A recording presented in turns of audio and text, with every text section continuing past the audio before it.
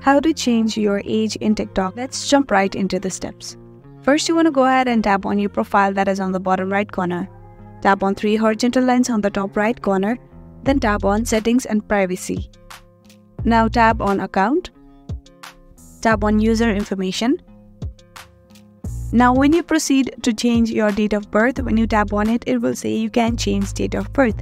So how to do it is, you want to go back to the settings. Now from here you need to scroll down until you see Report a Problem. You want to go ahead and tap on it. Now here you want to go ahead and tap on Account and Profile. Tap on Profile Page and scroll down and tap on Others. As the problem is not solved here, you want to tap on No and then tap on Need More Help. Here in Feedback, you want to write, I have entered the birth date wrong and you want to change it. And you also have to write that you can provide your ID for it, but you do not have to post the picture now. Only if TikTok asks you to do it, you want to do it.